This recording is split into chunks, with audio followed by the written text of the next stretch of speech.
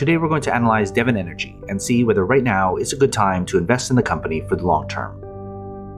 First, let's see if there's a good business behind the stock. We'll look at 14 metrics to determine the business fundamentals. The first set of metrics deal with the company's financial health, with its projected earnings growth for the next 5 years, its profit margins, its effectiveness, which looks at the company's returns on equity, assets, and invested capital, and then the employee value, which looks how much value the average employee adds to the business. You can see the values for each of these metrics, as well as the point totals awarded in the bubbles.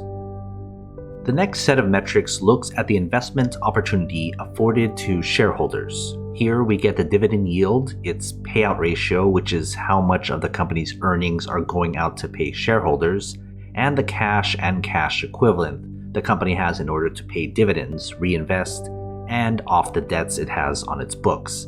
Again, you can see the values for each metric as well as the points given for each.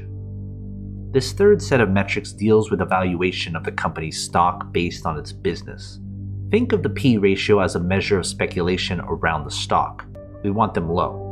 The PEG ratio adds earnings growth with the P/E ratio. Then the 200-day simple moving average is the average stock price over that period. We want that low because it means we have a cheaper stock price. And then short float is basically how bearish other investors think of the stock. For these 4 metrics, we want the values to be as low as possible. That will give us a higher point total within the bubbles. And the fourth set of metrics look into other relevant data. First is the stock's performance over a set period of time. Usually it's 10 years, but if the stock doesn't go that far back, we go with the earliest data up to 10 years. The quick ratio is basically how easy it is for the business to pay off its short-term obligations. We want that high so that it's easy to get rid of those debts. And then Wall Street is the average consensus rating Wall Street analysts give the stock, from a strong buy of 1 to a strong sell of 5. Again, the better values get a higher point total.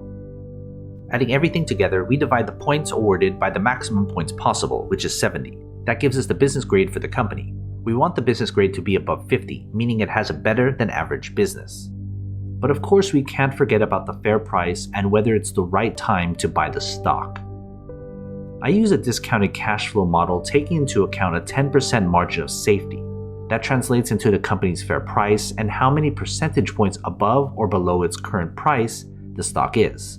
When we compare those numbers with the table below, we can see where the company's stock lies in its intrinsic value spectrum right now. Before we get to the final grade, join my Patreon and get access to every company I've analyzed so you can compare between all your favorite stocks. It's updated all the time. Go to patreon.com/growthshares or click on the link in the description. Finally, we can put everything together and to get the company's final grade. Adding the business grade and the fair price grade, we can see here the company's final grade. Anything less than 50 means it's not a good long-term investment. A final grade above 50 means it would make a good long-term investment if you bought the stock right now. So what are your thoughts? Are you going to invest? If you do, invest wisely, and as always, take care of your money.